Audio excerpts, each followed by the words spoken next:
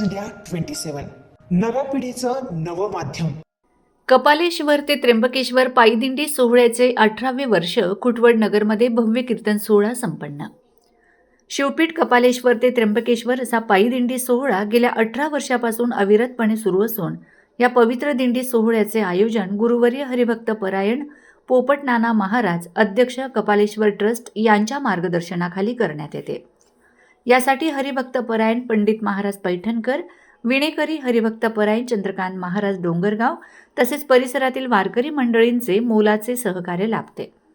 8 तारखेला कपालेश्वर येथून निघालेला हा दिंडी सोहळा आज प्रभाग क्रमांक 26च्या उमेदवार सौ अलकाताई कैलास अहिरे यांच्या कुटवड नगर येथील निवासस्थानासमोर पोहोचला। या ठिकाणी भव्य असा कीर्तन सोहळा पार पडला। टाळ मृदुंगाच्या गजरात आणि हरिनामाच्या जयघोषात वारकऱ्यांनी भक्तिभावाने ठेका धरत परिसर भक्तिरसात न्हावून निघाला होता।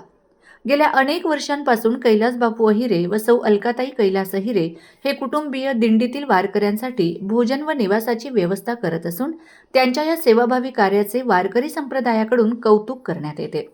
यावेळी बोलताना कैलास बापू अहिरे यांनी दिंडी सोहळ्याच्या परंपरेविषयी व सेवा कार्याबाबत अधिक माहिती दिली। आज आमच्या गावाची दिंडी आबप पोपट नाना महाराज आमचे गुरुराय त्यांची गेली 10 ते 15 वर्षापासून आम्ही सेवा करतो दिंडीची। कपालेश्वर तर नाशिक त्र्यंबक ही पाय दिंडी असते आणि गेल्या 15 ते 20 वर्षापासून आमच्या गावाची दिंडीचे आम्ही स्वागत करतो, सेवा करतो। आणि आमच्या नानाचं जर व्यक्तिमत्व जर बघितलं, नानांचे किंमत कोणाला कळणार नाही। नाना हरिभक्त पारायणमध्ये आमच्यासारखे कार्यकर्त्यांना आशीर्वाद दिला होता। आम्ही ज्यावेळेस नाशिक शहरामध्ये आलो तर नानांचा आशीर्वाद घेऊन नाशिकला आलो। आणि जवळ चंद्र आणि सूर्य आणि नाना जवळ जिवंत आहेत, त्याचे पुढचे जे काही चालणारे दिंडी तिचं आम्ही विठा नाना असेल, मी असेल, माझा आयरी परिवार असेल, आम्ही नेहमी सेवा करत राहू। आणि कपालेश्वर महाराज आणि त्र्यंबकेश्वर महाराजांचा आम्हाला आशीर्वाद आहे। येणाऱ्या नाशिक महानगरपालिकामधील नानांच्या आशीर्वादाने अलका अहिरे माझी पत्नी प्रभाग क्रमांक 26 मध्ये उभ्या आहेत। भारतीय जनता पार्टीचं आम्हाला अधिकृत चिन्ह मिळालेलं आहे कमळचं, आणि 1 नंबरचं कमळ ती 1 नंबर मताने एका नंबर कमळावरती प्रचंड मताने अशा निवडून येणार आहेत। मला माझ्या सर्व हरिभक्त पारायणाचे सर्व वारकरी संप्रदायाचा आशीर्वाद आहे।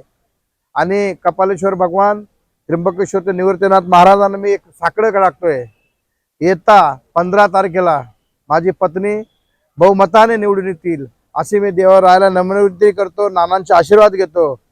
पुढच्या वर्षी जी काही दिंडी येईल मोठ्या पदावरती आम्ही राहू आणि सर्व वारकरींना आम्ही एकदम थाटामाटाने याच्यापेक्षा जोरात कार्यक्रम आम्ही करू असे निवृत्तीनाथ महाराजांच्या चरणी मी नतमस्तक होतो आणि आशीर्वाद मागतो। मला निवृत्तीनाथ महाराज 100% आशीर्वाद देईल आणि माझी पत्नी सौ अलका कैलास अहिरे यांना येत्या 15 तारखेला कमळ या बटनवरती सर्व माझी मायबाप जनते आम्हाला मतदान करेल असे नम्र विनंती करतो। थांबतो। जय हिंद, जय महाराष्ट्र। या सोहळ्यामध्ये ज्यांचे विशिष्ट आशीर्वाद आहेत व आपले सर्वांचे श्रद्धास्थान गुरुवर्य नाना त्यांच्या साथीला साथ देऊन तसेच आपले पंडित बाबा असतील, परत आपले वारीचे निष्ठावंत वारकरी म्हणजे आपले चंद्रकांत नाना, असे मोठमोठ्या सर्वांचे त्या दिंडीमध्ये अनमोल असे सहकार्य आहे। खरं बघायला झालं तर काही जणांच्या दिंड्या जास्त दिवस टिकत नाही, पण आपले नानांची दिंडी म्हटली की ती प्रत्येकाला उत्सुकता वाटते। म्हणून हे प्रत्येक आपल्या दिंडीमध्ये कोणालाच काही त्रास झाला नाही ही खूप मोठी आनंदाची बात आहे। आणि यामध्ये प्रत्येकाला जेव्हा जे पाहिजे तेव्हा ते सर्व गोष्ट मिळत गेल्या आणि कोणाला या दिंडीमध्ये त्रासही झाला नाही। कारण ज्या ठिकाणी साधूची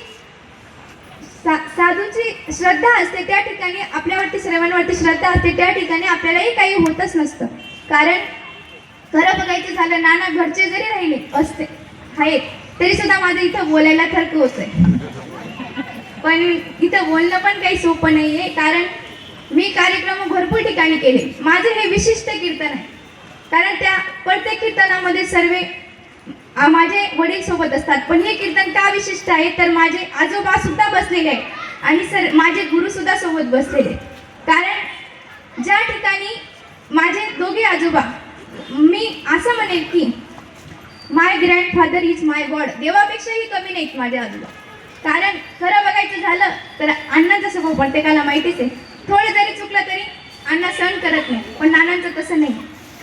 दोघं भाऊच आहे, पण भिन्नता याच्यामध्ये असते. कारण नाना हे प्रेमळ आहे. एवढ्या पोरांना सोबत घेऊन बसवणं काही जोक नाही. आपला एकच पोरगा असतो तरी आपल्याला जडून जात. सुट्ट्या लागल्या की कधी मामाच्या गावाला काढतो असं होऊन जातं. पण